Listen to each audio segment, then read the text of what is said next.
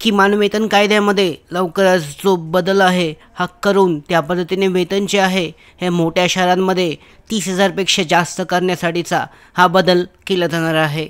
सरकारतर्फे पाहू शकता यासाठीचा मसुदा हा जो आहे हा जाहीर करण्यात आला आहे आणि त्या संदर्भातल्या हरकतीसुद्धा मागवण्यात आल्या आहेत। पाहू शकता राज्यातील ग्रामपंचायतीची गावे वगळता अन्य ठिकाणी कामगारांचे किमान वेतन वाढवण्यात येणार असून त्या संबंधाची अधिसूचना कामगार विभागाने जारी केली आहे आणि त्यावर येत्या 2 महिन्यात हरकती व सूचना मागवण्यात आल्या आहेत।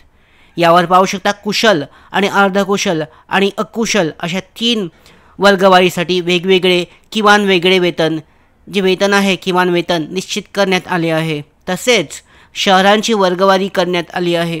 यानुसार परिमंडळ 1 मध्ये सर्व अ आणि ब वर्ग आहेत, महापालिका नगरपालिकांचा समावेश असेल। परिमंडळ 2 मध्ये वर्ग क आणि वर्ग ड मध्ये महापालिका नगरपालिका आणि नगरपरिषद यांचा समावेश असेल।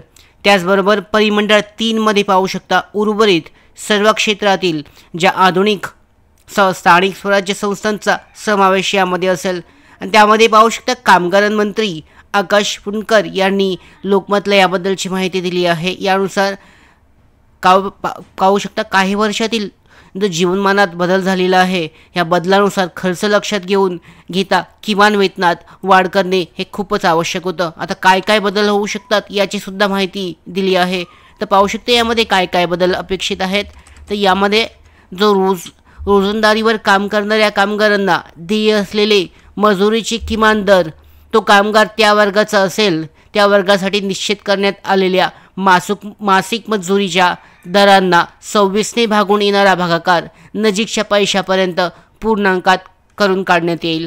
त्याचबरोबर पाहू शकता दुसरा मुद्दा आहे अर्धवेळ काम करणाऱ्या कामगारांना देय असलेल्या प्रतितास किमान वेतनाचा दर तो कामगार ज्या वर्गवारीचा असेल त्या वर्गवारीची रोजंदारी किमान वेतनास वाढ तासाने पाहू शकता 8 तासाने भागून त्यास 15% वाढ करून तसेच येणारी रक्कम नजीकच्या पैशापर्यंत पूर्णांकात परिवर्तित काढण्यात येणार आहे। त्याचबरोबर किमान वेतन दरामध्ये साप्ताहिक सुट्टीच्या वेतनाचा समावेश असेल। दर 5 वर्षांनी कामगारांसाठी राज्य सरकार कामगारांसाठी किमान वेतन दर निश्चित करते। मात्र पाहू शकता 2015 पासून हे दर बदलले नव्हते, आता 10 वर्षांनी ते बदलले जाणार आहेत। यामध्ये पहिले जे वेतन दर पाहू शकता कशा पद्धतीचे होते वर्गवारीनुसार कुशलसाठी पाहू शकता मूळ किमान वेतन परिमंडळ 1 साठी 14, 2 साठी 10, 12 होतं आणि 3 साठी दरमहा 11 होतं। अर्धकुशलसाठी 13, 11 आणि 10 इतकं होतं आणि अकुशलसाठी 11,510 आणि 8,500 इतकं होतं। आता यामध्ये काय काय बदल होणार आहेत पाहू शकता किमान वेतनमध्ये जो मसुदा आहे हा मंजूर झाल्यानंतर अशा पद्धतीने तुमचं जे वेतन आहे कुशलसाठी 30,520 जाईल पहिल्या परिमंडळामध्ये, दुसऱ्यामध्ये 26,160 दरमहा आणि तिसऱ्यामध्ये पाहू शकता 23,980 पर्यंत। अर्धकुशलसाठी 28,340 परिमंडळ 1 मध्ये, 2 मध्ये 23,980 पर्यंत आणि 3 मध्ये 21,800 पर्यंत हे जे वेतन आहे दरमहा परिमंडळ 3 साठी असेल। अकुशलसाठी 25,70 हे परिमंडळ 1 साठी आहे, 2 साठी पाहू शकता 21,800 आणि 3 साठी 18,530 असणार आहे।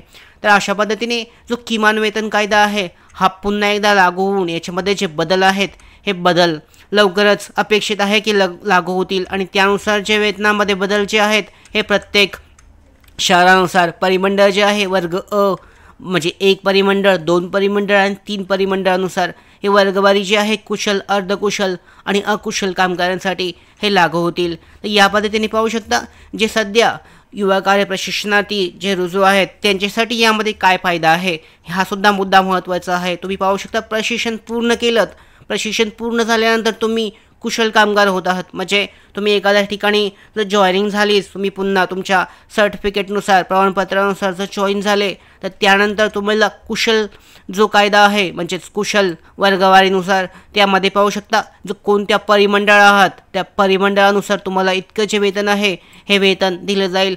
सध्याच्या याच्यानुसार 14पेक्षा जास्त नव्हतं ते पाहू शकता डबलनी वाढणार आहे।